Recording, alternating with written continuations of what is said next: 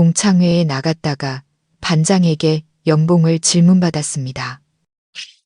사실 제 월급은 1력만 원이지만 저는 200만 원이라고 말했습니다. 그날 밤 집에 돌아와 문자를 열어본 저는 그대로 얼어붙고 말았습니다.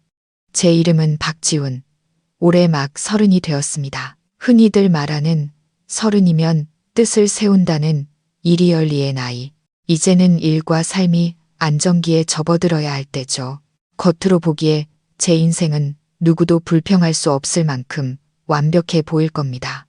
저는 서울에서도 유명한 IT 기업의 기술이사로 많은 이들이 선망하는 자리에 있습니다.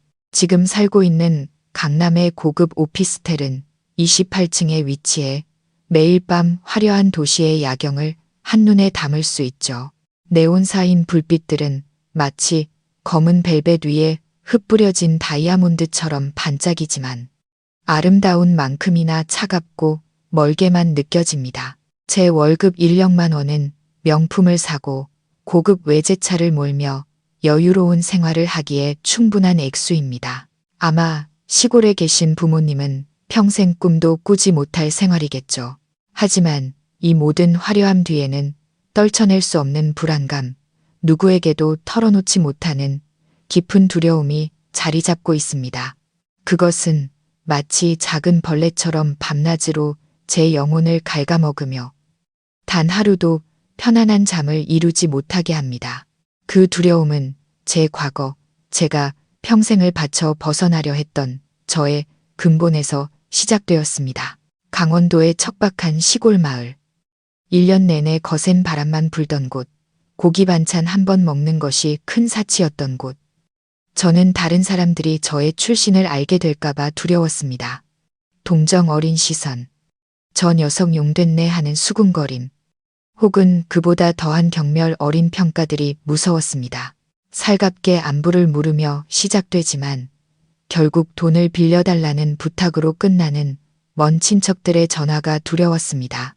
그럴 때마다 저는 제 자신이 마치 걸어 다니는 현금 인출기가 된 것 같았고 가족의 정은 숫자로 측정되는 것처럼 느껴졌습니다.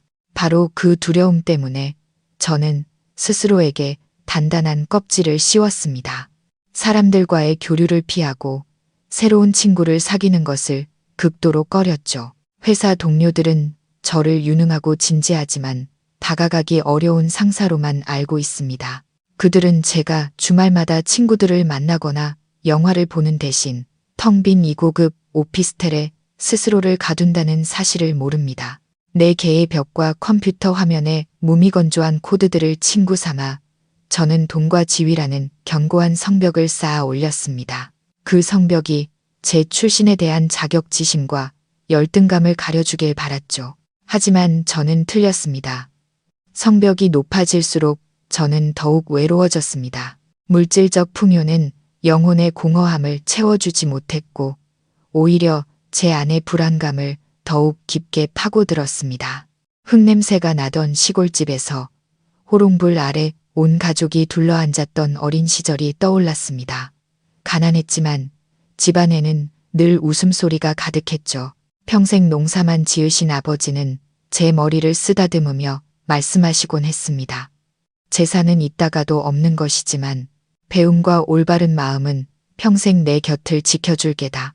어머니는 늘 사람이 되려면 앞뒤를 살피고 사람의 정을 잃지 말아야 한다며 돈 때문에 눈이 멀어서는 안 된다고 가르치셨습니다.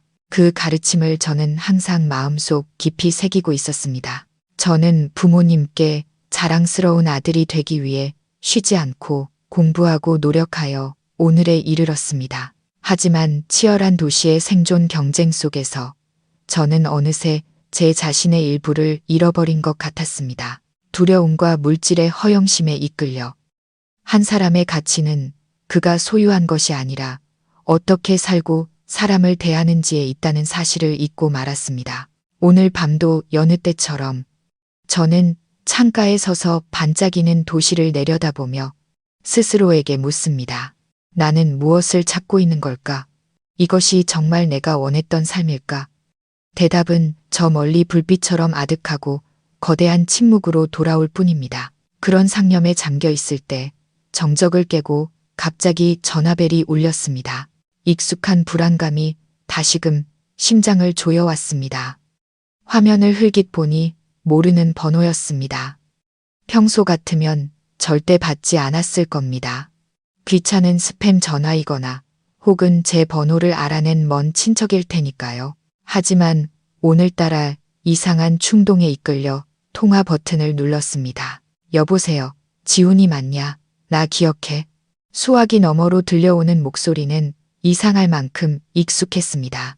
저는 미간을 찌푸리며 기억을 더듬었습니다. 이 목소리, 이 격에 없는 말투. 민준이?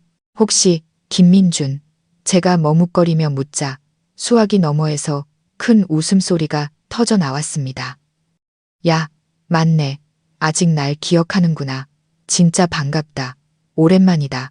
요즘 어떻게 지내냐? 듣자 하니 서울에서 엄청 잘 나간다며. 민준이는 제 고등학교 3학년 때 반장이었고 거의 12년 동안 연락이 끊겼던 오랜 친구였습니다. 민준이의 질문에 제 심장이 다시 쿵 내려앉았습니다. 잘 나간다는 그 두 단어가 제 두려움을 바늘처럼 찔렀습니다. 저는 어색한 목소리로 서둘러 대답했습니다. 잘 나가긴 무슨, 나도 그냥 평범한 직장인이지. 에이, 짜식. 뭘 숨겨. 다 들었어. 아무튼 그 얘기는 나중에 하고 더 중요한 일이 있어서 전화했지. 이번 주말에 우리 반 동창회 하는 거 알지? 벌써 12주년이야. 다들 온다니까. 너도 꼭 와라. 동창회. 그 두 단어에 머릿속이 복잡해졌습니다. 옛 친구들을 다시 만나는 것, 저의 과거와 집안 사정을 훤히 아는 사람들을 마주하는 것, 직업, 월급, 현재의 삶에 대한 질문들에 어떻게 대답해야 할까요? 제가 타는 차와 사는 집에 대해 어떻게 설명해야 할까요? 마음 한편에서는 거절하고 싶었습니다. 하지만 민준이가 덧붙인 한마디가 제 모든 방어막을 무너뜨렸습니다. 아, 그리고 수연이도 온대. 너 연락되는지 나한테 묻더라. 아무래도 아직 너 많이 생각하는 것 같던데. 수연이, 그 이름은 마치 전류처럼 제 온몸을 관통했습니다. 고등학교 3년 내내 제 마음을 사로잡았던 아이. 햇살처럼 환한 미소와 찰랑이는 긴 머리를 가졌던 학교 전체 남학생들의 선망의 대상이었던 아이. 물론 그 속에는 가난하고 소심했던 저도 포함되어 있었죠. 저는 단 한 번도 제 마음을 고백하지 못한 채 그저 멀리서 그녀의 모습을 바라보며 가슴앓이만 해야 했습니다. 12년이 지난 지금까지도 일에 몰두하며 잊으려 애썼지만 수연이의 모습은 종종 꿈속에 나타나곤 했습니다. 그런 그녀가 동창회에 오고 심지어 제 안부를 물었다는 소식에 설명할 수 없는 설렘이 피어오르며 평소의 두려움을 압도했습니다. 정말이냐? 저는 떨리는 목소리로 되물었습니다. 그럼 진짜지. 어떻게든 내 멱살이라도 잡고 끌고 오라고 신신당부하더라. 그럼 그렇게 한다. 토요일 저녁 7시 청담가든에서 보자. 자세한 주소는 문자로 보내줄게. 빠지기만 해봐. 민준이는 제게 거절할 틈도 주지 않고 전화를 끊었습니다. 저는 소파에 멍하니 앉아 있었습니다. 머릿속에서는 사람들의 시선에 대한 두려움과 수연이를 다시 만나고 싶은 마음이 치열하게 싸우고 있었습니다. 가야 할까? 하지만 가지 않는다면 제 학창 시절 내내 마음에 품었던 소녀를 다시 만날 기회를 영영 놓치게 될지도 모릅니다. 어쩌면 이건 제 자신과 마주할 기회일지도 모릅니다. 결국 수연이의 미소가 이겼습니다. 저는 깊은 숨을 내쉬며 다짐했습니다. 그래, 가는 거야. 딱 하룻밤인데 뭐. 하지만 저는 그 결정이 제 인생을 완전히 바꿔놓으리라고는 상상조차 하지 못했습니다. 토요일 저녁, 저는 옷장 앞에서 무엇을 입어야 할지 한참을 고민했습니다. 비싼 정장과 명품 셔츠가 가득했지만 어떤 옷도 제게 자신감을 주지 못했습니다. 너무 비싼 옷을 입으면 과시하는 것처럼 보일 테고, 너무 평범하게 입으면 사업에 실패한 것처럼 보일 테죠. 결국 저는 깔끔한 흰색 셔츠와 어두운 색 정장 바지를 선택했습니다. 단정하지만 눈에 띄지 않는 차림. 저는 적어도 겉모습만이라도 동창회에서 투명 인간이 되고 싶었습니다. 고급 외제차를 몰아 청담가든으로 향했습니다. 식당에 거의 다다랐을 때 저는 주차장으로 들어가지 않고 근처 골목에 차를 세웠습니다. 아무도 이 차를 보지 않았으면 했습니다. 이 차는 제가 곧 만들어낼 거짓말을 고발하는 증거물 같았으니까요. 식당으로 걸어가는 내내 마치 수능 시험장에 처음 들어서는 날처럼 심장이 두근거렸습니다. 예약된 연회장 문을 열자 시끌벅적하고 활기찬 분위기가 저를 덮쳤습니다. 30명이 넘는 사람들. 익숙하면서도 낯선 얼굴들이 웃고 떠들고 있었습니다. 12년은 사람을 바꾸기에 충분한 시간이었습니다. 풋풋했던 학생들은 이제 세월의 흔적이 얼굴에 묻어나는 어엿한 성인 남녀가 되어 있었습니다.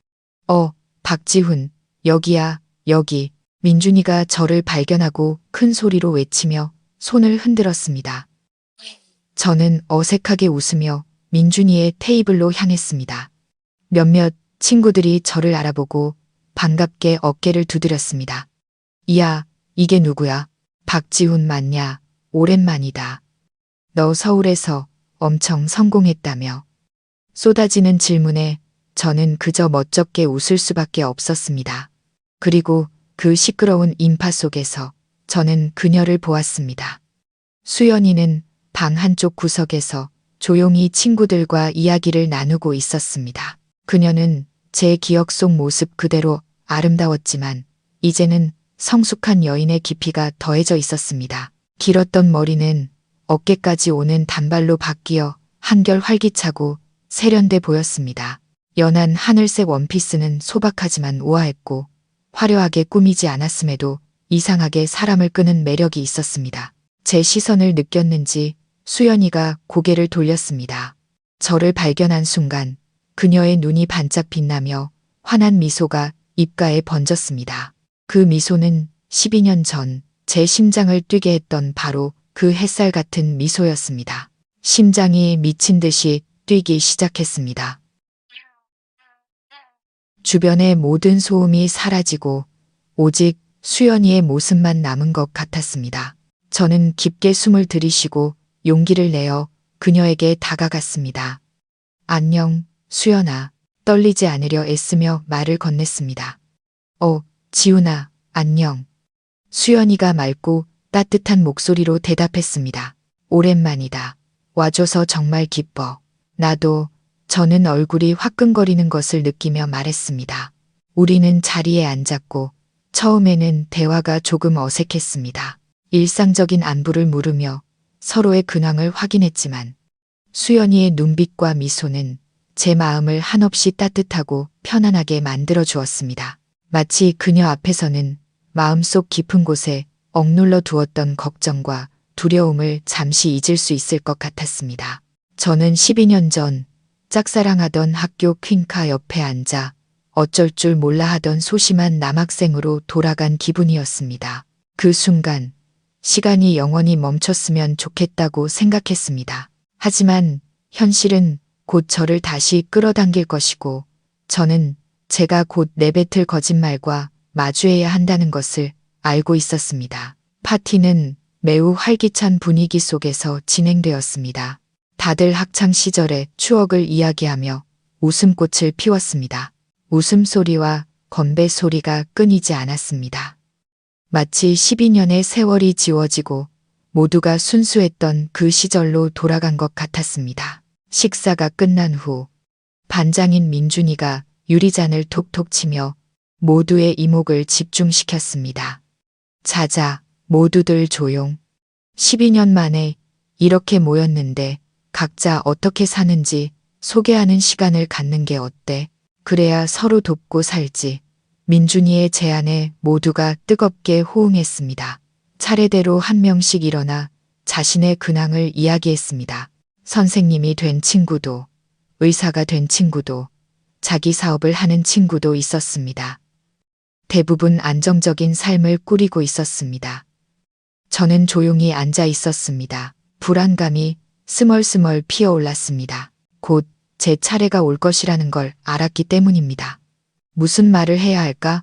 사실대로 월급 1,000,000 원을 받는 기술 이사라고? 그러자 끔찍한 상상들이 머릿속을 스쳐 지나갔습니다. 모두가 부러워하겠지만 그 뒤에는 돈을 빌려달라는 부탁과 온갖 청탁이 뒤따를 것입니다.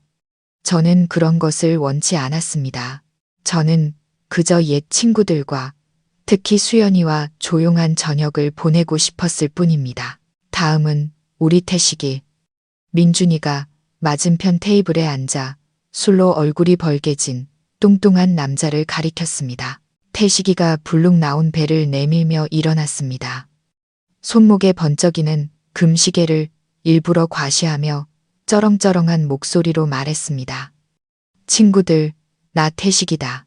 나는 졸업하고 대학 안 가고 바로 사업에 뛰어들었지. 운이 좋아서 지금은 작은 건축 자재 회사를 운영하고 있어.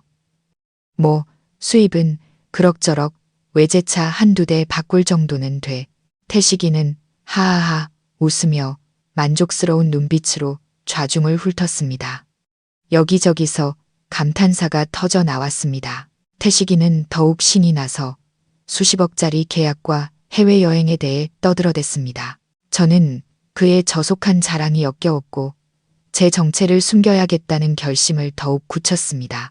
그리고 마침내 제가 가장 두려워하던 순간이 왔습니다.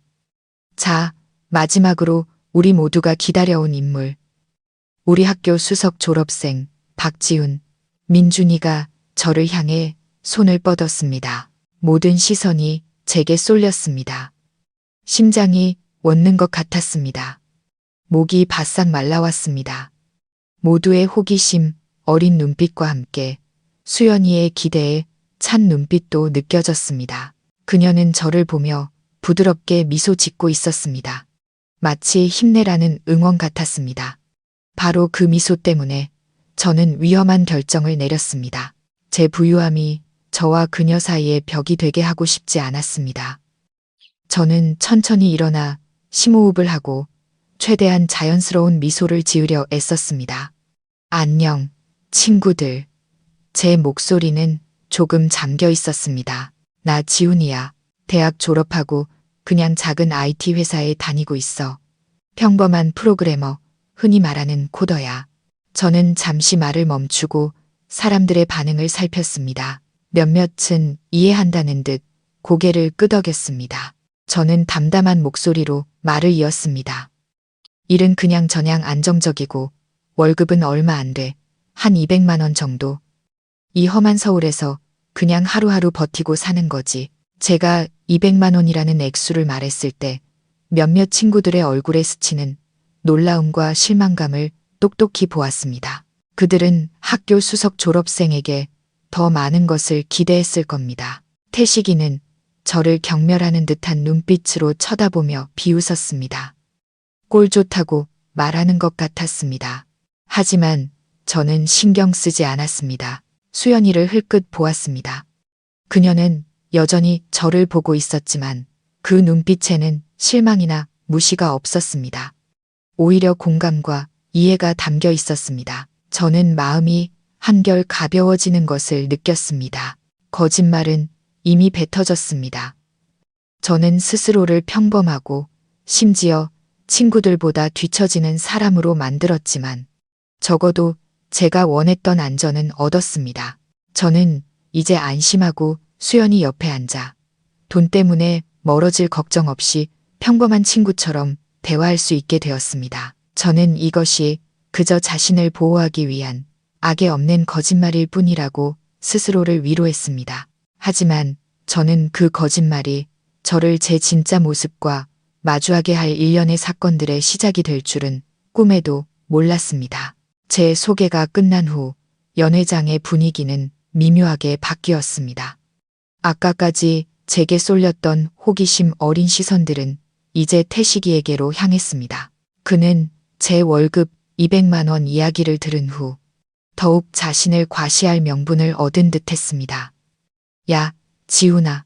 그래도 그렇지. 우리 학교 수석이 월급 200은 너무 아깝지 않냐? 태식이가 일부러 모두가 들으라는 듯 큰 소리로 말했습니다. 이럴래? 너 그 회사 때려치우고 우리 회사로 와. 내가 월 400은 쳐줄게. 그냥 사무실 앉아서 우리 회사 홈페이지나 관리해. 친구 사이에 내가 손해보게 하겠냐? 태식이의 제안은 마치 자선을 베푸는 듯한 모욕적인 태도였습니다. 얼굴로 피가 쏠리는 것을 느꼈지만 저는 간신히 분노를 억누르며 옅은 미소로 대답했습니다. 마음만 고맙게 받을게. 난 지금 하는 일이 편해서 내 맘대로 해라. 태식이가 어깨를 으쓱하며 은혜를 베푸는 듯한 표정을 지었습니다. 생각 바뀌면 언제든 연락해. 우리 회사 문은 항상 열려 있으니까. 그러고는 자신의 성공에 대해 또다시 장광설을 늘어놓기 시작했습니다. 그는 새로 산 땅, 사업 확장 계획, 높은 사람들과의 인맥에 대해 떠벌렸습니다. 지갑에서 명함 뭉치를 꺼내 일일이 돌리며 건축 자재 필요하면 이 형님한테 전화해. 친구들한테는 싸게 해줄게라고 말하는 것도 잊지 않았습니다. 태식이의 천박한 돈 자랑에 저는 불쾌감을 느꼈습니다. 그것은 단순한 자부심이 아니라 물질로 자신의 가치를 높이고 남을 깎아내리려는 저속한 과시였습니다. 형편이 더 어려운 몇몇 친구들은 태식이의 말에 어색하게 웃으며 조용히 앉아 있을 뿐이었습니다. 동창회의 즐겁고 정겨웠던 분위기는 태식이의 자랑질에 희석되어 버렸습니다. 대신 지위와 재산에 대한 보이지 않는 비교와 어색함만이 감돌았습니다. 저는 수연이를 보았습니다. 그녀는 말없이 앉아 있었지만 살짝 찌푸린 미간에서 그녀 역시 불편함을 느끼고 있다는 것을 알 수 있었습니다. 그 모습에 저는 조금 위안을 받았습니다. 적어도 모두가 저런 허울뿐인 물질에 현혹되는 것은 아니었으니까요. 태식이는 멈추지 않았습니다. 사업 자랑이 끝나자 이제는 가족 자랑을 시작했습니다. 우리 큰아들은 국제학교 다니는데 1년 학비가 어마어마하다고. 그래도 아들 미래를 위해서 투자해야지. 우리 와이프는 집에서 아무것도 안 해. 그냥 스파 가고 쇼핑하고. 여자는 사랑받아야지. 안 그래? 태식이는 허벅지를 치며 크게 웃었습니다. 그러고는 저를 보며 동정 어린 눈빛을 보냈습니다. 근데 지훈이 너는 어떡하냐? 월급 200으로 장가는 가겠냐? 힘내라. 우리 회사 와서 일하면 내가 좋은 애들 소개해 줄게. 요즘 여자들 현실적이라 돈 없으면 연애도 힘들어. 이번에는 더 이상 참을 수 없었습니다. 태식이의 모욕은 선을 넘었습니다. 하지만 제가 막 자리에서 일어나려던 순간 부드럽고 따뜻한 손이 테이블 아래에서 제 손을 살며시 감쌌습니다. 수연이었습니다. 그녀는 저를 보며 고개를 저었습니다. 그 눈빛은 신경 쓰지 마. 그럴 가치 없어라고 말하는 것 같았습니다. 수연이의 손에서 전해지는 온기에 제 분노가 스르르 가라앉았습니다. 그래, 태식이 같은 사람과 다퉈서 뭐 하겠어. 내 가치만 떨어질 뿐이지. 저는 깊은 숨을 내쉬고 자리에 그대로 앉았습니다. 제가 아무 반응이 없자 태식이는 의기양양한 표정으로 다른 사람들과 다시 자랑을 이어갔습니다. 하지만 제 귀에는 더 이상 아무것도 들리지 않았습니다. 제 마음속에는 오직 수연이의 손에서 전해진 따스한 온기만이 남아 있었습니다. 그녀는 저를 이해해 주었습니다. 가장 불쾌한 순간에 제 곁에 있어 주었습니다. 그 작은 행동 하나만으로도 오늘 이곳에 온 것은 충분히 가치 있는 일이라고 느꼈습니다. 수연이의 손길이 남긴 온기는 제 분노를 가라앉히고 마음을 편안하게 해주었습니다. 저는 더 이상 태식이의 자랑에 신경 쓰지 않고 조용히 저를 지지해준 수연이에게 말을 걸었습니다. 이 답답한 분위기에서 그녀를 벗어나게 해주고 싶었고 그녀의 목소리를 더 듣고 싶었습니다. 수연아, 너는 요즘 무슨 일 해? 조금은 서투르게 대화를 시작했습니다. 수연이가 미소 지었습니다. 그 미소는 마치 시원한 바람 같았습니다. 나는 프리랜서로 그래픽 디자인 일해. 일이 그렇게 안정적이지는 않아. 잘 될 때도 있고 아닐 때도 있고. 그래픽 디자인 멋지다. 고등학교 때 너 그림 정말 잘 그렸잖아. 제 진심 어린 말에 수연이의 뺨이 살짝 붉어졌습니다. 아직도 기억해. 그냥 끄적거린 것뿐인데 그래도 그 끄적거리는 취미 덕분에 지금은 밥벌이를 하고 있네. 그녀는 담담하게 말을 이었습니다. 수입은 들쭉날쭉해. 일이 많을 땐 150만 원 좀 넘게 벌고 일이 없을 땐 허리띠를 졸라매야지. 그래도 내가 좋아하는 일을 자유롭게 할 수 있다는 게 좋아. 저는 수연이의 말을 들으며 저 자신과 그녀의 삶을 비교하게 되었습니다. 월 0만 원. 어쩌면 수연이가 1년 내내 뼈 빠지게 일해야 벌 수 있는 돈일지도 모릅니다. 하지만 그 대가로 저는 엄청난 업무 스트레스와 싸워야 했습니다. 몇 시간씩 이어지는 긴장된 회의, 마감 기한을 맞추기 위한 밤샘 작업. 저는 돈과 지위는 얻었지만 일에 대한 자유와 즐거움은 언제부턴가 잃어버렸습니다. 제 일은 이제 그저 돈을 벌기 위한, 내면의 자격지심을 가리기 위한, 화려한 껍데기를 만들기 위한 수단일 뿐이었습니다. 수연이를 보며 저는 그녀에게서 제가 더 이상 갖지 못한 평온함과 삶에 대한 만족감을 보았습니다. 그녀는 돈이 많지는 않았지만 영혼은 누구보다 풍요로웠습니다. 그것만으로도 정말 대단한 거야. 자기가 좋아하는 일을 한다는 건 아무나 할 수 있는 게 아니니까. 제가 진심으로 말했습니다. 너도 마찬가지잖아. 수연이가 맑은 눈으로 저를 바라보았습니다. 프로그래머는 똑똑하고 끈기 있어야 하는 일이잖아. 학창 시절에 네가 컴퓨터 제일 잘했잖아. 난 네가 그 길을 갈 거라고 항상 믿었어. 수연이의 말에 저는 뜨끔했습니다. 그녀는 제가 지어낸 직업 때문에 저를 믿고 존경하고 있었습니다. 죄책감이 다시금 밀려왔습니다. 저는 그저 멋쩍게 웃으며 말했습니다. 나도 그냥 월급쟁이지. 너의 창의적인 자유와는 비교할 수 없지. 우리는 그렇게 끊임없이 이야기를 나눴습니다. 함께 알던 친구들, 변해버린 고향의 모습, 이야기를 나눌수록 저는 수연이와 저 사이에 이상한 공감대가 있다는 것을 느꼈습니다. 우리 둘 다 주변 사람들이 떠드는 돈, 집, 차 이야기에 전혀 흥미가 없었습니다. 우리는 소박한 이야기와 학창시절의 맑은 추억 속에서 즐거움을 찾았습니다. 수연이 옆에서 저는 어떤 가면도 쓰지 않은 더 진실한 제 자신이 되는 것을 느꼈습니다. 비록 그녀가 보고 있는 모습도 진실의 일부일 뿐이었지만 말입니다. 파티가 끝나고 사람들이 하나둘씩 자리를 떴습니다. 술에 취한 태식이는 여전히 한 명 한 명 악수를 하고 어깨를 치며 명함을 건네는 것을 잊지 않았습니다. 그는 제게 다가와 어깨를 아프게 툭 치며 말했습니다. 야, 동생, 힘내라. 코더 월급 200으로 살기 힘들면 언제든 형한테 전화해. 형은 항상 도와줄 준비가 되어 있으니까.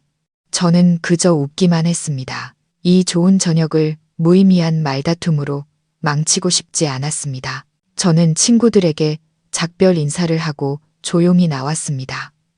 수연이와 헤어져야 한다는 것이 조금 아쉬웠습니다. 짧은 시간이었지만 그녀를 다시 만나 이야기 나눈 것은 제게 너무나 큰 기쁨이었습니다. 문을 나서려는데 뒤에서 작은 목소리가 들렸습니다. 지훈아, 잠깐만. 돌아보니 수연이었습니다. 그녀는 조금은 쑥스러운 표정으로 제게 다가오고 있었습니다. 무슨 일이야, 수연아. 저기, 오늘 나 데려다 주기로 한 친구가 갑자기 급한 일이 생겨서 먼저 갔어. 우리 집이 마포구 쪽인데 혹시 가는 길이면 나 좀 태워줄 수 있을까? 심장이 쿵 하고 내려앉았습니다. 마포구는 제 집인 강남과는 완전히 반대 방향이었습니다. 하지만 이 기회를 어떻게 거절할 수 있을까요? 그럼 마침 가는 길이야. 나도 그 근처거든. 내가 데려다 줄게. 저는 능숙하게 거짓말을 했습니다. 정말? 다행이다. 정말 고마워. 수연이가 안도의 한숨을 쉬며 다시 미소를 지었습니다. 우리는 함께 식당을 나섰습니다. 뒤에는 술과 돈 냄새로 가득한 소란스러움이 남았습니다. 서울의 밤은 깊었고 공기는 제법 차가웠습니다. 우리는 함께 제가 차를 숨겨둔 작은 골목으로 걸어갔습니다. 심장이 다시 빠르게 뛰기 시작했습니다. 이 차에 대해 어떻게 설명해야 할까? 월급 200만 원을 받는 프로그래머가 1억이 넘는 차를 탈 수는 없는 노릇이니까요. 차에 가까워지자 수연이가 놀란 눈으로 차를 쳐다보는 것이 느껴졌습니다. 저는 서둘러 자연스럽게 말했습니다. 아, 이 차 사촌 형한테 빌렸어. 오랜만에 동창회 가는데 좀 폼나게 가고 싶어서. 수연이가 키키 웃었습니다. 너는 옛날이랑 똑같다. 항상 꼼꼼했어. 나는 어떤 차든 안전하기만 하면 된다고 생각해. 수연이의 미소와 말에 저는 안도했습니다. 다행히 그녀는 전혀 의심하지 않는 것 같았습니다. 저는 매너 있게 조수석 문을 열어주었습니다. 차는 부드럽게 출발해 복잡한 거리의 차량 행렬에 합류했습니다. 차 안은 조용했고 라디오에서 흘러나오는 잔잔한 음악만이 공간을 채웠습니다. 이 고요함이 참 좋았습니다.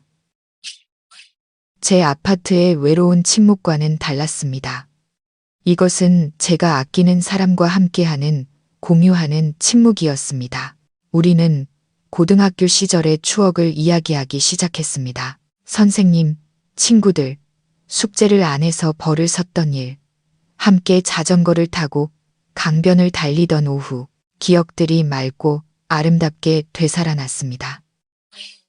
이 차는 우리를 수연이의 집으로 데려다주는 동시에 우리를 가장 빛나던 청춘의 시절로 되돌려주는 타임머신 같았습니다. 그리고 이 운명적인 드라이브 속에서 저는 수연이와 저 사이의 거리가 훨씬 더 가까워졌음을 느꼈습니다. 차는 계속해서 달렸습니다. 화려한 도심을 지나 이제는 더 조용하고 작은 길들이 있는 마폭으로 접어들고 있었습니다. 우리의 대화도 학창 시절의 즐거운 추억을 넘어 현재의 삶에 대한 깊은 생각들로 이어졌습니다. 문득 수연이가 저를 돌아보았습니다. 어둠 속에서 그녀의 눈빛은 이상하게 강한 힘을 가지고 있는 것 같았습니다. 지훈아, 그녀가 나지막이 말했습니다. 아까 파티에서 태식이가 그런 말했을 때 너 기분 안 좋아 보였어. 저는 깜짝 놀랐습니다. 수연이가 그렇게 예리할 줄은 몰랐습니다. 저는 무슨 말을 해야 할지 몰라 침묵했습니다. 고등학교 때 너는 우리 반에서 제일 똑똑하고 공부도 제일 잘했어. 수연이가 추억에 잠긴 듯 말했습니다. 나뿐만 아니라 다른 친구들도 모두 내가 나중에 제일 성공할 거라고 믿었어. 너 같은 사람이 월급 200만 원에 머물러 있을 리가 없어. 수연이의 말은 비수처럼 제 심장을 찔렀습니다. 그녀는 저를 믿고 제게 기대하고 있었습니다. 그런데 저는 그녀를 모두를 속였습니다. 저는 너무나 부끄러웠습니다. 제가 침묵하자 수연이는 제가 자신감 없어 한다고 생각했는지 서둘러 덧붙였습니다. 아, 내 월급이 적다고 비난하는 게 아니야. 그냥 나에게 사람의 가치는 절대로 돈으로 측정되지 않는다는 말을 하고 싶었어. 저는 놀라 그녀를 쳐다보았습니다. 수연이는 앞을 바라보며 차분하게 말했습니다. 돈은 물론 중요하지. 더 나은 삶을 살게 해주고 가족을 돌볼 수 있게 해주니까. 하지만 그게 전부는 아니야. 돈이 아무리 많아도 항상 두려움에 떨고 다른 사람에게 가면을 쓰고 돈으로 자신의 가치를 증명해야 한다면 태식이처럼 말이야. 그런 삶은 너무 피곤하고 무의미한 것 같아. 그녀는 저를 보며 부드럽게 미소 지었습니다. 아까 네가 너의 일과 월급에 대해 이야기했을 때 나는 전혀 실망하지 않았어. 오히려 정말 대단하다고 생각했어. 너의 겸손함에 감탄했어. 너는 과시하지도 뽐내지도 않았잖아. 너는 여전히 옛날 그대로의 지훈이었어. 진실하고 착하고 항상 자신이 누구인지 아는 사람. 그게 정말로 소중한 거야, 지훈아. 수연이의 한마디 한마디가 제 메마른 영혼에 따뜻한 물줄기처럼 흘러들었습니다. 수년 동안 저는 가난 때문에 다른 사람들에게 평가받을까봐 두려워하며 살았습니다. 돈으로 껍데기를 만들어 제가 남들에게 뒤지지 않는다는 것을 증명하려 애썼습니다. 그런데 오늘 제가 마음에 품었던 그녀가 제가 스스로 만들어낸 가난함 때문에 저를 존경한다고 말해주었습니다. 그녀는 제가 거의 잊고 지냈던 가치, 겸손함과 진실함을 소중히 여겼습니다. 이 운명의 아이러니는 저를 감동시키는 동시에 참을 수 없는 죄책감을 느끼게 했습니다. 저는 너무나 착하고 깊은 생각을 가진 사람을 속이고 있었습니다. 다 왔어. 수연이의 목소리가 저를 현실로 돌려놓았습니다. 차는 작은 골목 앞에 멈춰 섰습니다. 데려다줘서 정말 고마워. 수연이가 문 손잡이에 손을 얹으며 말했습니다. 별거 아니야. 저는 어색하게 대답했습니다. 수연이는 차에서 내렸지만 다시 몸을 숙여 창문을 통해 저를 보았습니다. 지훈아, 절대로 너 자신의 가치를 의심하지 마. 너는 훨씬 더 좋은 것들을 누릴 자격이 있는 사람이니까. 그 말을 남기고 그녀는 미소 지으며 손을 흔든 뒤 어두운 골목 안으로 사라졌습니다. 저는 그녀의 모습이 완전히 사라질 때까지 차 안에 멍하니 앉아 있었습니다. 수연이의 마지막 말이 머릿속에서 계속 맴돌았습니다. 오늘 밤도 잠 못 이루는 밤이 될 것 같았습니다. 저는 텅 빈 마음으로 집으로 차를 몰았습니다. 수연이의 말, 눈빛, 미소, 모든 것이 제 마음을 사로잡았습니다. 밤의 도시는 여전히 화려했지만 지금 제 눈에는 그저 흐릿하고 무의미한 빛의 흔적일 뿐이었습니다. 고급 오피스텔에 돌아와 저는 불도 켜지 않은 채 어둠 속 소파에 주저앉았습니다. 이 집의 화려함과 편리함은 지금 제 영혼의 공허함과 외로움을 더욱 부각시킬 뿐이었습니다. 저는 사람들이 성공의 상징이라 부르는 모든 것을 가졌습니다. 좋은 집, 좋은 차, 돈, 지위. 그런데 왜 저는 행복하지 않을까요? 왜 불안정한 수입을 가진 프리랜서 디자이너 앞에서 제가 더 초라하게 느껴지는 걸까요? 저는 스스로를 속였고 더 나쁘게는 수연이를 속였습니다. 저는 겸손하고 가난한 프로그래머라는 가짜 이미지를 만들었고 바로 그 가짜 이미지가 그녀의 마음을 얻었습니다. 이제 어떻게 해야 할까요?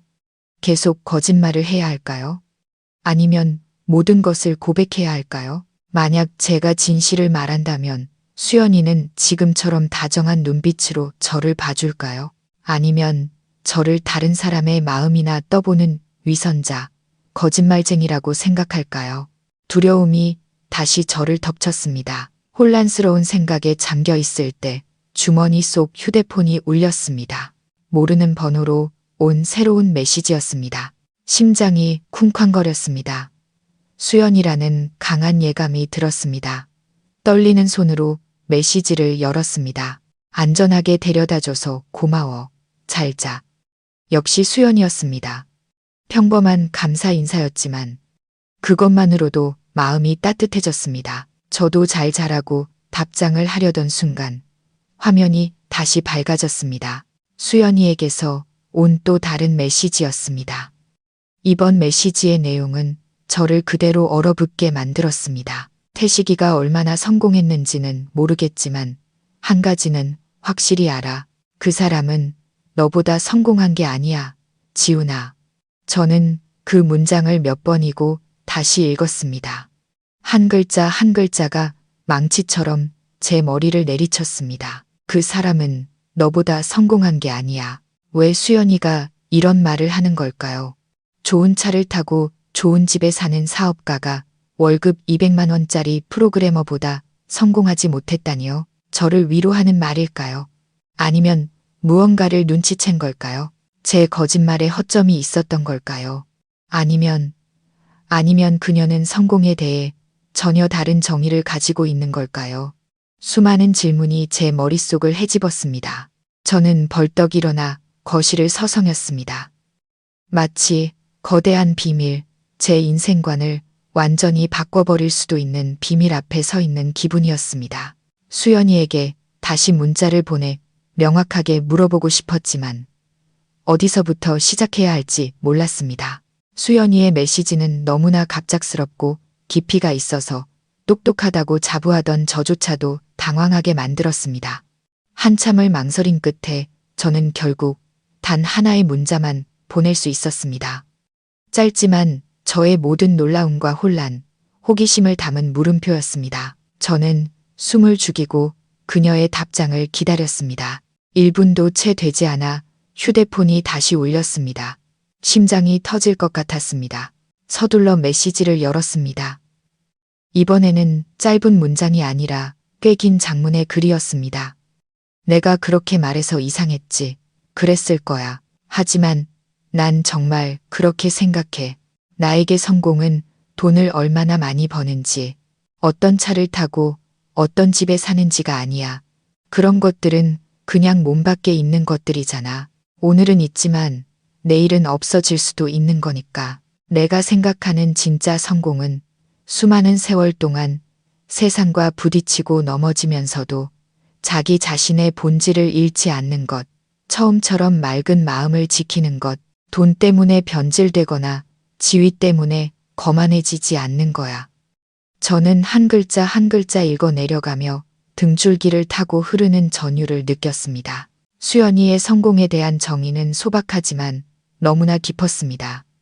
그것은 세상이 매일같이 떠들어대는 가치와는 완전히 달랐습니다.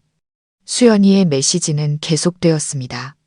오늘 태식이가 자기 재산을 자랑하는 모습을 보면서 난 그가 전혀 성공했다고 느끼지 못했어. 그저 안쓰러웠을 뿐이야.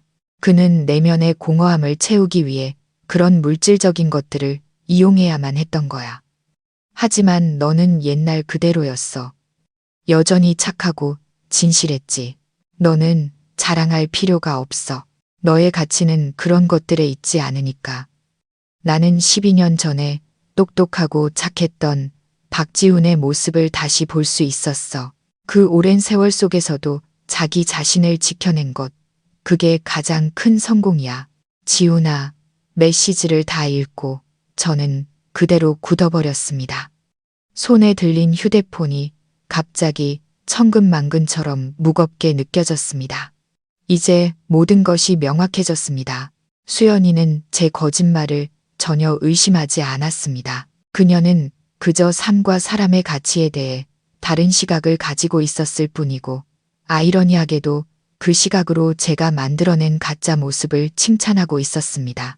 그녀는 제가 호화로운 아파트에 살고 있는 동안 저의 겸손함을 칭찬했고, 제가 모든 것에 대해 거짓말을 하고 있는 동안 저의 진실함을 칭찬했습니다.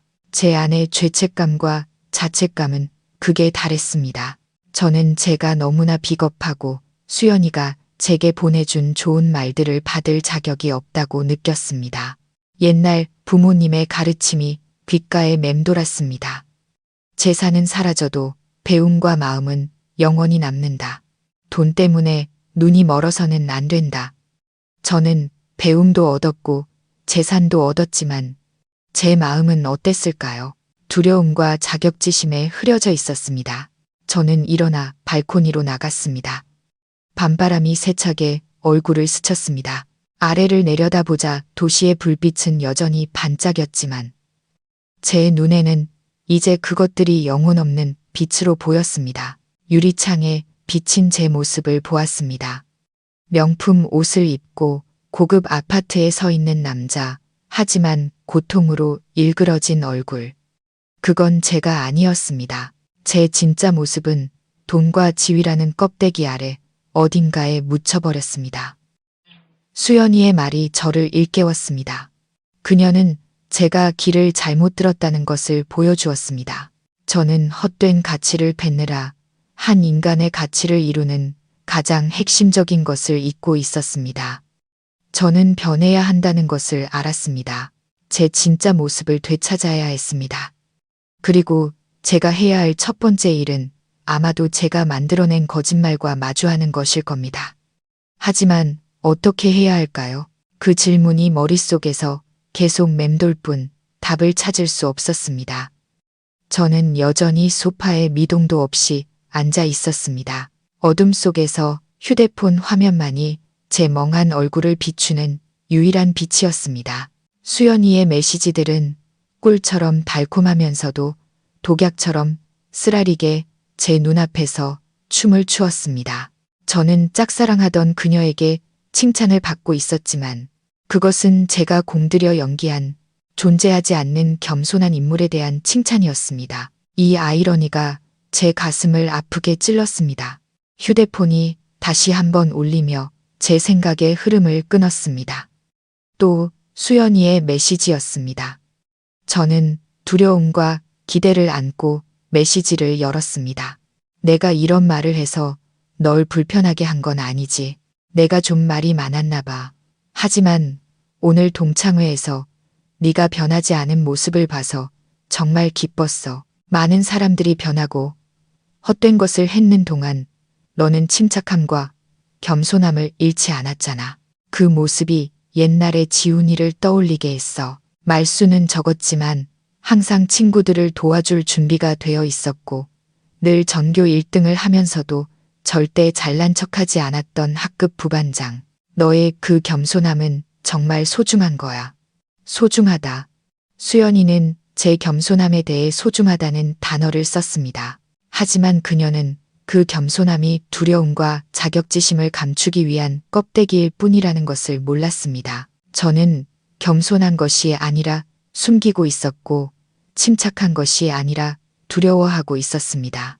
저는 제가 가장 소중히 여기는 사람 앞에서 완벽한 연극을 하고 있는 사기꾼처럼 느껴졌습니다. 수연이의 칭찬 한마디는 저를 기쁘게 하는 것이 아니라 채찍처럼 제 양심을 때리며 저를 더욱 부끄럽게 만들었습니다. 저는 답장을 보내고 싶었습니다. 수연아, 내가 틀렸어. 나는 네가 생각하는 그런 사람이 아니야. 라고 말하고 싶었지만 손가락이 굳어 한 글자도 칠 수 없었습니다. 저는 두려웠습니다. 진실이 밝혀졌을 때 그녀의 마음속에 있는 제 좋은 이미지가 산산조각 날까봐 두려웠습니다. 그녀의 실망한 눈빛이 저를 위선자라고 생각할까봐 두려웠습니다. 수연이의 존경을 잃을지도 모른다는 두려움은 저를 괴롭히는 죄책감보다 더 컸습니다. 한참을 침묵한 끝에 저는 결국 무미건조한 답장을 보낼 수밖에 없었습니다. 고마워. 과찬이야. 아니야. 진심이야. 수연이의 답장은 거의 즉시 도착했습니다. 많이 늦었네. 이제 그만 방해할게. 잘 자. 너도 잘 자. 대화는 끝났고 방은 다시 무서운 침묵에 잠겼지만 제 머릿속은 폭풍이 몰아치고 있었습니다. 내가 무슨 짓을 한 거지? 솔직해질 기회를 놓쳐버렸어. 스스로 만든 거짓말 속으로 더 깊이 빠져들고 말았어. 저는 의자에 머리를 기댄 채 기진맥진했습니다. 수연이의 존경을 얻었지만 그 대가는 양심의 가책이었습니다. 저는 거짓 위에 세워진 존경이 과연 얼마나 오래 갈 수 있을지, 그리고 제가 이 연극을 언제까지 계속할 수 있을지 자문했습니다. 오늘 밤은 절대로 잠들 수 없을 것 같았습니다. 저는 대화가 거기서 끝날 것이라고, 밤새도록 저 혼자만의 생각과 씨름하게 될 것이라고 생각했습니다. 하지만 저는 틀렸습니다. 약 5분 후, 제가 혼란스러운 감정을 정리하려고 애쓰고 있을 때 휴대폰에 새로운 메시지가 도착했습니다. 또 수연이었습니다. 심장이 덜컥 내려앉았습니다. 이번에는 또 무슨 일일까? 지훈아, 조금 사적인 질문 하나 해도 될까? 메시지는 제 호기심을 자극했습니다. 사적인 질문. 저는 답장을 보냈습니다. 물어봐. 긴 침묵이 흘렀습니다. 수화기 너머에서 수연이가 망설이고 있는 모습이 상상되었습니다. 무엇이 그녀를 그토록 오래 고민하게 만드는 걸까요? 마침내 메시지가 도착했습니다. 사실 12년 동안 마음속에 숨겨온 이야기가 있어. 오늘 널 다시 만나고 나니 지금 말하지 않으면 평생 후회할 것 같아서 저는 숨을 죽였습니다. 그렇게 중요한 이야기라니? 지훈아, 나 고등학교 때부터 널 항상 신경 쓰고 있었어. 이 문장을 읽는 순간 제 머릿속이 터져나갈 것 같았습니다. 저는 3번을 다시 읽고 나서야 제 눈을 믿을 수 있었습니다. 수연이가 저를 신경 쓰고 있었다고요? 학교 퀸카. 수많은 남학생들이 따라다녔던 그녀가 저처럼 가난하고 소심한 학생을 신경 썼다고요? 이건 정말 믿을 수 없는 일이었습니다. 그녀의 다음 메시지는 제가 감히 믿지 못했던 사실을 다시 한번 확인시켜 주었습니다. 내가 많이 놀랄 거라는 거 알아. 그때 넌 내가 되게 도도하고 다가가기 어려운 애라고 생각했겠지. 하지만 사실 난 항상 몰래 널 지켜봤어. 난 내가 어려운 수학 문제를 풀 때 집중하는 모습이 좋았어. 가난하든 부유하든 차별 없이 모든 사람에게 친절하게 대하는 모습이 좋았어. 너의 선량함, 진실함, 그리고 똑똑함이 좋았어. 그때부터 널 좋아했지만 너무 부끄러워서 한 번도 말하지 못했어. 제 세상이 뒤집히는 것 같았습니다. 수년 동안 저는 가난 때문에 남들보다 못하다는 열등감 속에서 살아왔습니다.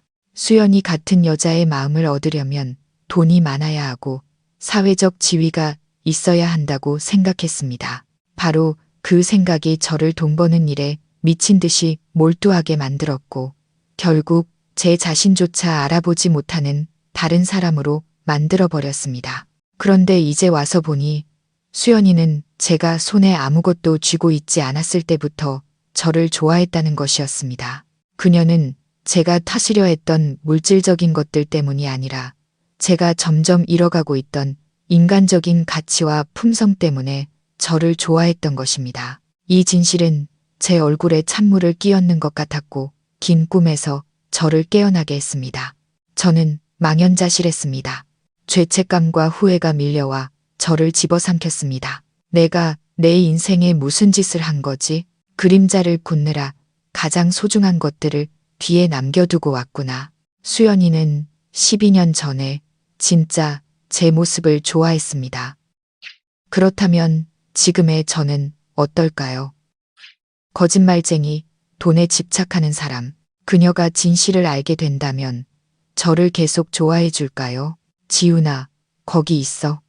수연이의 메시지가 다시 도착했습니다. 조금 걱정하는 듯한 말투였습니다.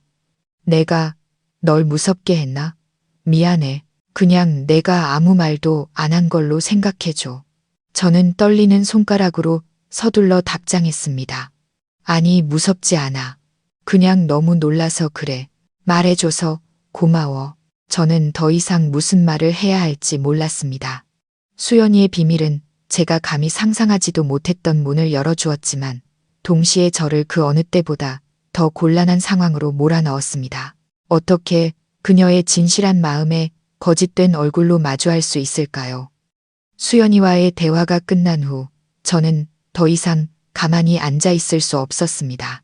넓지만 차가운 거실을 하염없이 서성였습니다. 성공에 대한 정의와 그녀의 비밀스러운 고백, 수연이의 모든 말이 마치 느리게 돌아가는 필름처럼 제 머릿속을 맴돌았습니다. 그녀의 한마디 한마디는 마치 드릴처럼 제 영혼 깊숙한 곳을 파고들어 제가 12년 동안 공들여 쌓아 올리고 감춰왔던 모든 것을 뒤집어 엎었습니다. 저는 밤바람에 머리를 식히려고 발코니로 나갔습니다. 발 아래 서울은 여전히 화려했고 고층 빌딩들은 불을 밝혔으며 차들은 바쁘게 오갔습니다. 한때 저는 이곳에 서서 이 풍경을 보며 자랑스러워했습니다. 시골뜨기였던 제가 이 도시를 정복했고 많은 이들이 꿈꾸는 자리에 섰다는 사실에 자부심을 느꼈습니다. 하지만 오늘 밤 저 불빛들은 그저 희미하고 낯설게만 보였습니다. 그것들은 더 이상 성공의 상징이 아니라 저의 고독과 방황의 증거였습니다. 나는 왜 거짓말을 했을까? 그 질문이 머릿속에서 반복되었습니다. 저는 발코니 의자에 앉아 뿌리 깊은 두려움의 근원을 찾아 거슬러 올라갔습니다. 기억은 저를 가난했던 어린 시절로 데려갔습니다. 감자와 고구마로 끼니를 때우던 날들. 누렇게 변색된 교복을 일주일 내내 입어야 했던 기억. 등록금을 제때 내지 못했을 때. 친구들이 보내던 동정의 눈빛. 제가 대학에 갈 돈을 마련하기 위해 부모님이 사방으로 돈을 빌리러 다니실 때 뒤에서 수군거리던 이웃들의 말소리. 그 기억들은 아주 오래전 일이지만 제 여린 마음에 남긴 상처는 여전히 희미하게 남아 아파왔습니다. 가난은 제 마음에 깊은 열등감을 심어주었습니다. 저는 항상 제가 남들보다 못하다고 느꼈고 무시당할까봐 두려웠습니다. 그래서 돈을 벌기 시작했을 때, 아주 많은 돈을 벌게 되었을 때, 저는 또 다른 덫에 빠졌습니다. 저는 제가 부자라는 것을 남들이 알게 될까봐 두려웠습니다. 그들이 저를 졸부라고 근본을 잊었다고 생각할까봐 무서웠습니다. 친척들이 정 때문이 아니라 돈 때문에 저를 찾아올까봐, 친구들이 저라는 사람이 좋아서가 아니라 저를 이용하기 위해 다가올까봐 두려웠습니다. 가난할 때 무시당할까봐 두려워했던 마음과 부유할 때 이용당할까봐 두려워했던 마음이 뒤엉켜 출구 없는 혼란을 만들었습니다. 그리고 제 자신을 보호하기 위해 저는 스스로를 고립시키고 세상과 벽을 쌓는 방법을 택했습니다. 동창회에서의 거짓말은 수년간 지속된 자기 고립과 은폐의 정점이었습니다. 수연이는 옛날에 저를, 가난했지만 진실했던 저를 좋아했습니다. 그런데 저는 제 청춘을 바쳐 그 가난한 모습에서 벗어나려 애썼고, 이제 와서야 그것이 제가 사랑하는 사람이 가장 소중히 여기는 것이었음을 깨달았습니다. 저는 큰 원을 그리며 돌아왔지만 결국 길을 잘못 들었다는 것을 알게 되었습니다. 저는 물질을 통해 세상의 인정을 받으려 애쓰느라 한 사람의 진정한 가치는 보이지 않는 것들에 있다는 사실을 잊고 있었습니다. 오늘 밤 수연이의 말이 그것을 깨닫게 해주었습니다. 그녀는 마치 망망대해에서 길을 잃은 제 배를 비춰주는 등대와 같았습니다. 하지만 저는 과연 그 빛을 향해 방향을 돌릴 용기가 있을까요? 저는 밤을 꼬박 새웠습니다. 새날의 첫 햇살이 창틈으로 스며들 때 저는 비틀거리며 욕실로 들어갔습니다. 거울을 보고는 깜짝 놀랐습니다. 거울 속의 남자는 낯설었습니다. 잠을 못 자, 쉿한 눈, 초췌한 얼굴, 그리고 그 눈빛에는 극도의 피로와 혼란이 담겨 있었습니다. 이게 나인가?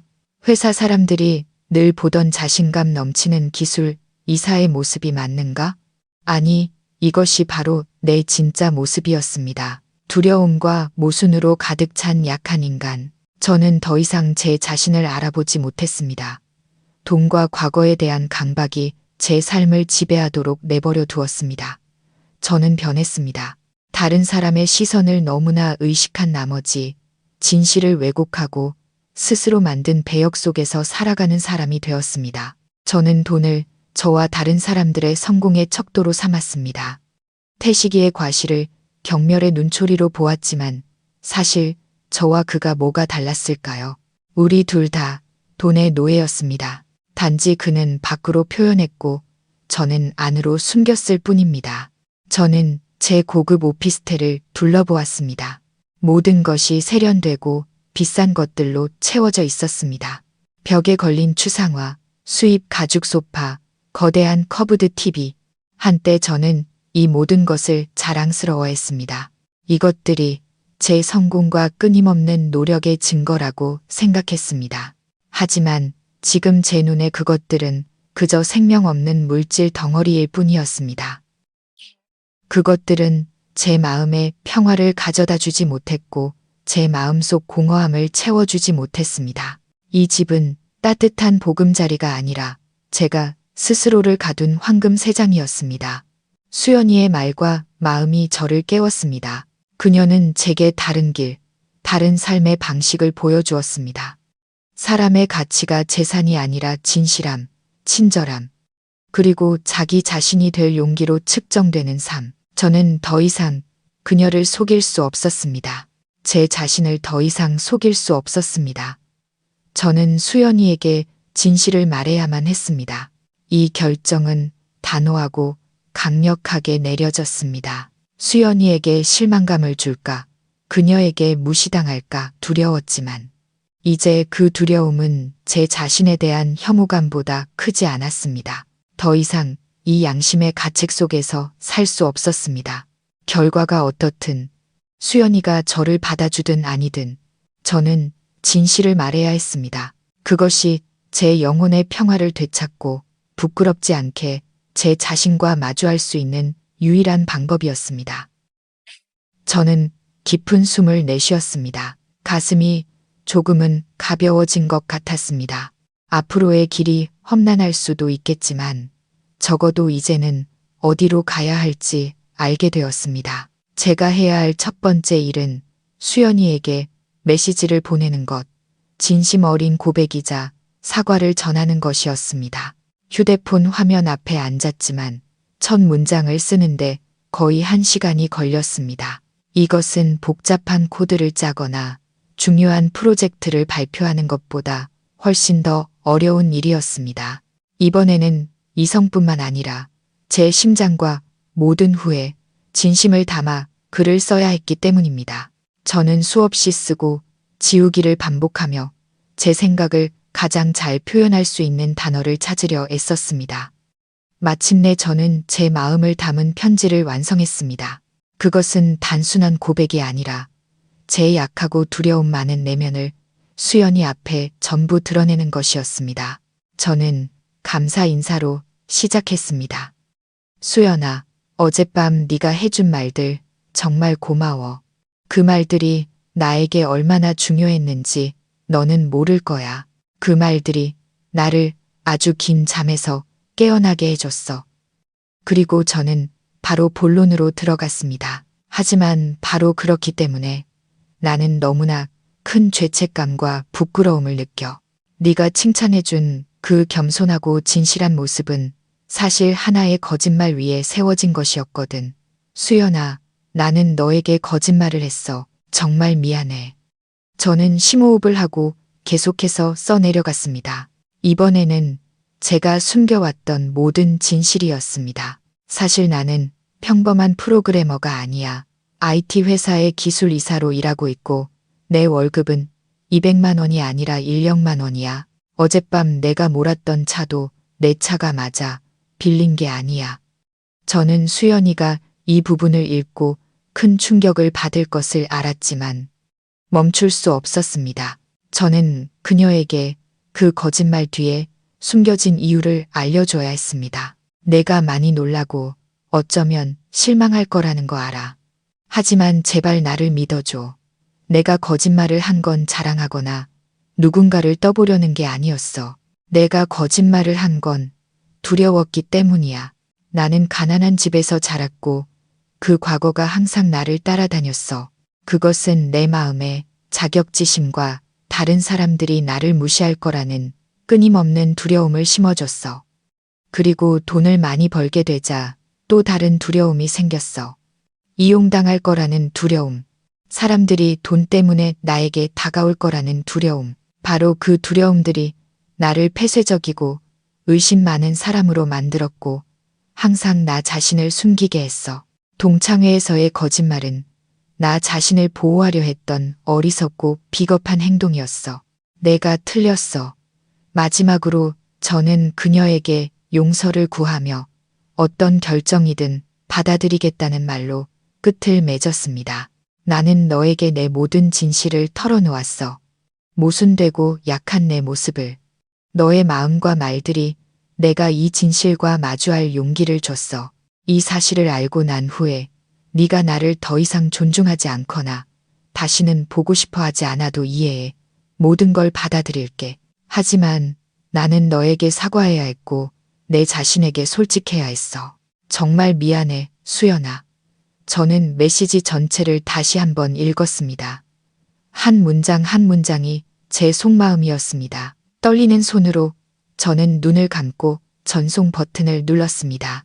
메시지가 전송된 직후 극도의 두려움과 함께 이상한 안도감이 저를 감쌌습니다. 수연이의 반응이 어떨지 몰라 두려웠지만 오랫동안 저를 짓눌렀던 무거운 짐을 마침내 내려놓았다는 사실에 안도했습니다. 이제 제가 할 수 있는 일은 기다리는 것뿐이었습니다. 제가 속였던 그녀의 판결을 기다리는 것. 전송 버튼을 누른 후 시간은 끔찍할 정도로 느리게 흘러갔습니다. 저는 꼼짝 않고 앉아 휴대폰 화면만 뚫어져라 쳐다보며 심판을 기다렸습니다. 머릿속에는 수만 가지 시나리오가 스쳐 지나갔습니다. 수연이는 분노하며 저를 거짓말쟁이라고 욕할지도 모릅니다. 실망해서 다시는 제 얼굴을 보고 싶어 하지 않을 수도 있습니다. 혹은 더 나쁘게는 침묵할 수도 있겠죠. 그 침묵이 가장 고통스러운 대답이 될 것입니다. 저는 최악의 상황에 대비하고 있었습니다. 후회와 걱정에 숨쉬기조차 힘들었습니다. 5분, 10분, 15분이 지났지만 답장은 없었습니다. 길어지는 침묵은 저를 더욱 절망하게 만들었습니다. 아마도 그녀는 이미 메시지를 읽고 너무나 큰 충격과 경멸감에 답장조차 할 수 없는 것일지도 모릅니다. 어쩌면 제가 모든 것을 망쳐버린 것일지도 모릅니다. 어리석은 거짓말 하나 때문에 저를 유일하게 이해해 줄 수 있었던 사람을 잃어버린 것입니다. 저는 머리를 쥐어뜯었습니다. 무력감이 저를 덮쳤습니다. 제가 거의 무너지기 직전 휴대폰 화면이 갑자기 밝아졌습니다. 메시지가 아니었습니다. 전화였습니다. 화면에 떠오른 이름은 수연이었습니다. 심장이 뱉는 것 같았습니다. 그녀가 제게 전화를 걸었습니다. 직접 이야기하고 싶어 하는 것입니다. 마침내 심판의 순간이 왔습니다. 떨리는 손으로 통화 버튼을 누르고 차마 먼저 말을 꺼내지 못한 채 휴대폰을 귀에 가져다 댔습니다. 여보세요, 지훈아. 수화기 너머로 들려오는 수연이의 목소리는 이상할 정도로 차분하고 부드러웠습니다. 분노도 질책도 담겨 있지 않았습니다. 그녀의 차분함이 저를 더욱 혼란스럽게 만들었습니다. 나야. 저는 더듬거리며 말했습니다. 짧은 침묵이 흘렀습니다. 수연이가 숨쉬는 소리가 들렸습니다. 그리고 그녀가 다시 입을 열었습니다. 목소리는 여전히 물처럼 부드러웠습니다. 내가 보낸 메시지 다 읽었어. 미안해. 저는 그 두 단어밖에 할 수 없었습니다. 지훈아, 수연이가 말했습니다. 내가 너한테 화낼 거라고 생각했어? 저는 침묵했습니다. 나 화 안 났어. 정말이야. 처음엔 조금 놀라긴 했어. 하지만 네가 쓴 글을 다 읽고 나니 화가 나는 게 아니라 네가 더 안쓰럽게 느껴졌어. 안쓰럽다고요. 제가 잘못 들은 게 아니겠죠. 이해해. 수연이의 목소리는 공감으로 가득 차 있었습니다. 너의 두려움을 이해해. 우리 모두 각자의 두려움과 자격지심을 가지고 있잖아. 내가 두려워하는 건 내가 너무나 힘든 과거를 겪었기 때문이야. 그 두려움은 잘못된 게 아니야. 그건 네가 얼마나 섬세한 사람인지, 그리고 오늘에 이르기까지 얼마나 많이 노력했는지를 보여줄 뿐이야. 나는 네가 거짓말을 했다고 탓하지 않아. 오히려 나는 네가 짊어지고 있는 그 무거운 짐을 알아채지 못한 내 자신을 탓할 뿐이야. 수연이의 한마디 한마디가 죄책감으로 메말라가던 제 영혼에 시원한 물줄기처럼 흘러들었습니다. 그녀는 비난하거나 판단하지 않았습니다. 그녀는 이해하고 공감해 주었습니다. 제 눈에서 눈물이 흐르기 시작했습니다.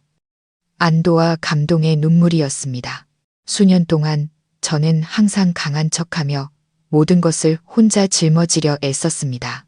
제 껍데기 뒤에 숨겨진 약함을 꿰뚫어 보고 그것을 나누기 위해 손을 내밀어 준 사람은 처음이었습니다. 수연아, 저는 흐느끼며 말을 잇지 못했습니다. 울지 마. 다 지나갔어. 진실을 말한 너는 정말 용감했어. 그 용기는 네가 버는 어떤 돈보다도 훨씬 더 소중한 거야. 그리고 있잖아. 널 향한 내 마음은 변하지 않았어.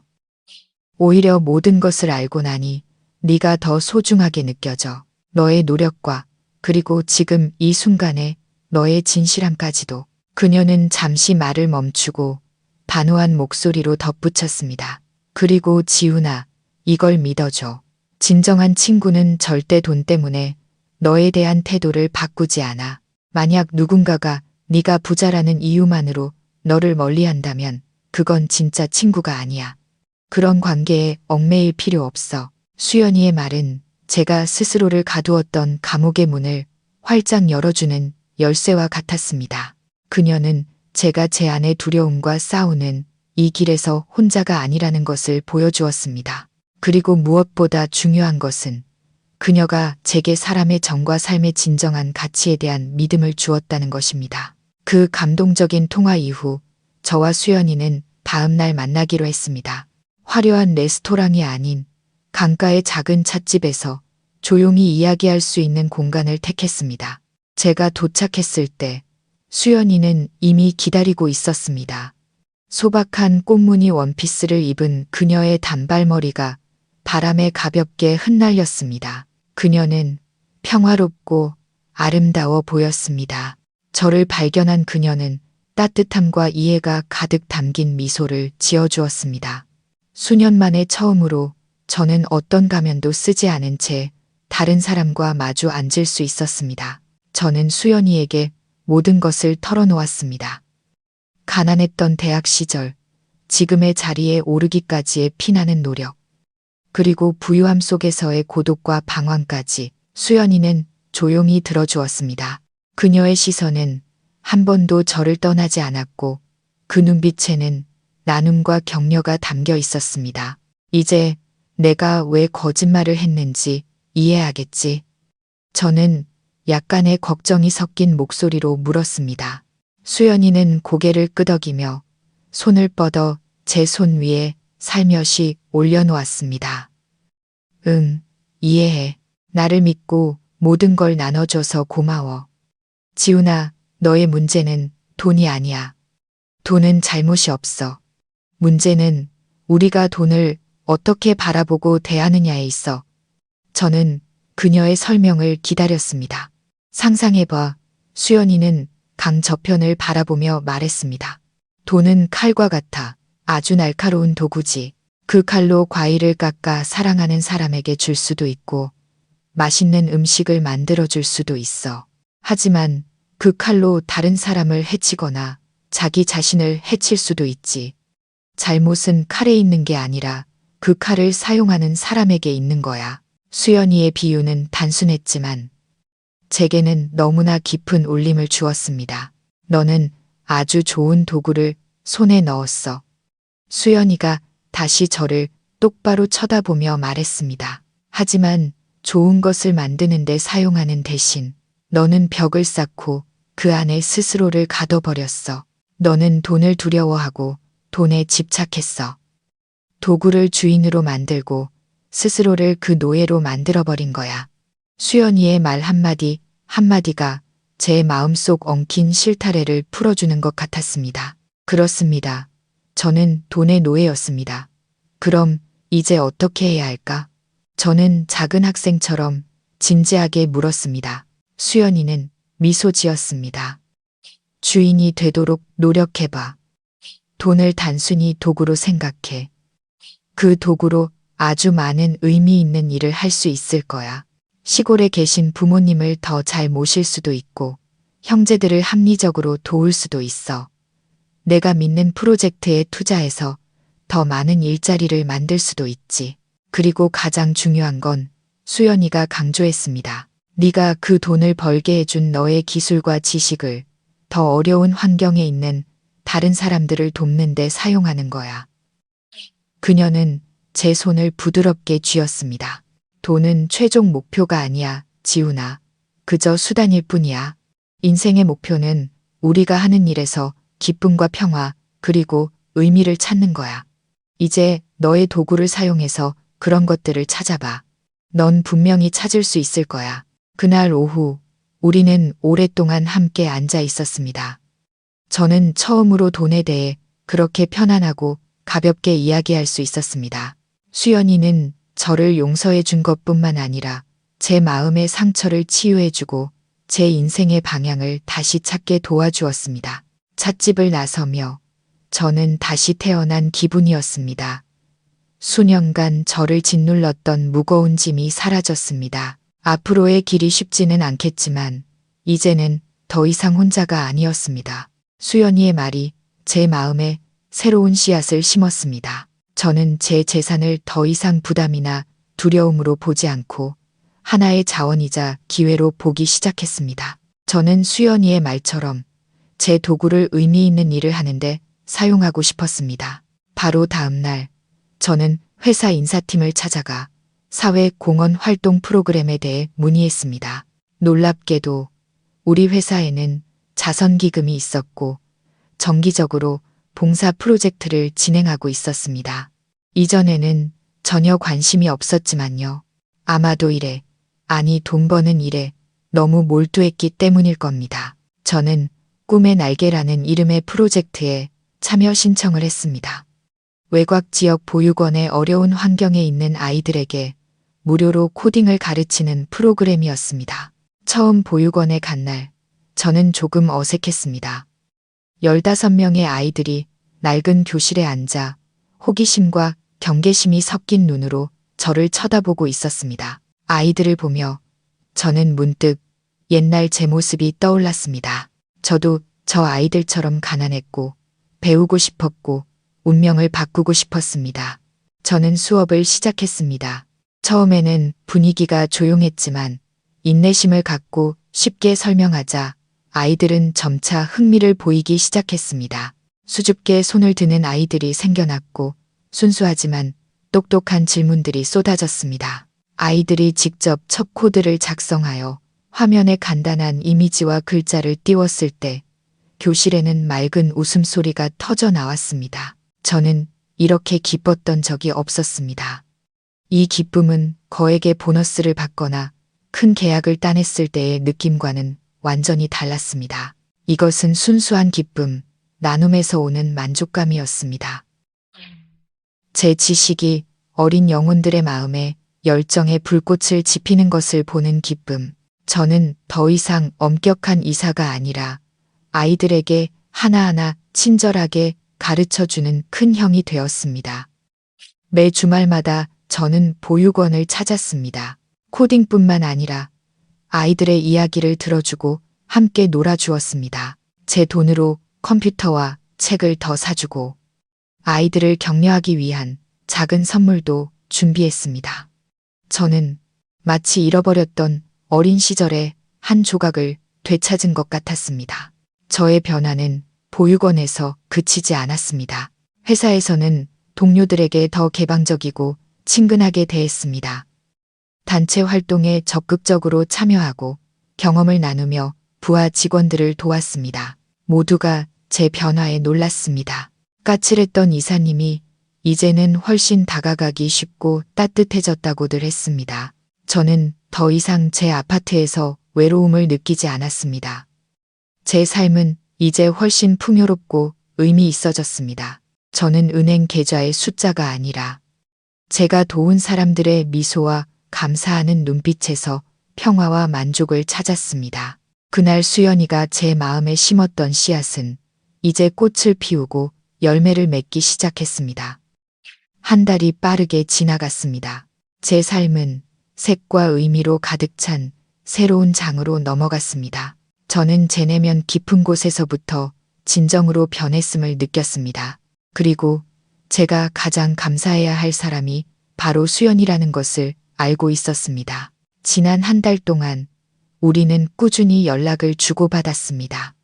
수연이는 항상 보육원에서의 제 이야기를 들어주었고 진심 어린 격려를 보내주었습니다. 그녀를 향한 제 마음은 날이 갈수록 커져갔습니다. 이제는 학창시절의 조용한 흠모가 아니라 깊고 성숙한 사랑이 되었습니다. 저는 더 이상 기다릴 수 없다고 결심했습니다.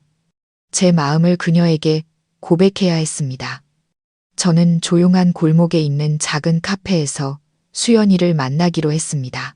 약속 시간보다 일찍 도착한 제 심장은 첫 면접 날처럼 두근거렸습니다. 익숙한 부드러운 미소와 함께 수연이가 나타났을 때 제 심장은 다시 한번 요동쳤습니다. 우리는 마주 앉았습니다. 감미로운 음악만이 흐르는 조용한 공간. 저는 제 긍정적인 변화와 보육원에서 찾은 기쁨에 대해 이야기했습니다. 이 모든 게 너 덕분이야. 저는 수연이의 눈을 똑바로 보며 진심으로 말했습니다. 내가 아니었다면 난 아마 지금도 내 껍질 속에서 허우적대고 있었을 거야. 정말 고마워. 수연이가 뺨을 붉히며 미소 지었습니다. 그렇게 말하지 마. 모두 내 안에 이미 있던 선한 마음 덕분이야. 나는 그저 운 좋게 그것을 본 사람일 뿐인걸. 저는 심호흡을 하고 용기를 냈습니다. 오랫동안 품어왔던 말을 할 시간이었습니다. 수연아, 제 목소리는 조금 떨렸습니다. 아마 너도 알겠지만 나는 고등학교 때부터 널 항상 좋아했어. 하지만 그때 나는 가난하고 자신감 없는 학생이라 감히 말할 수 없었지.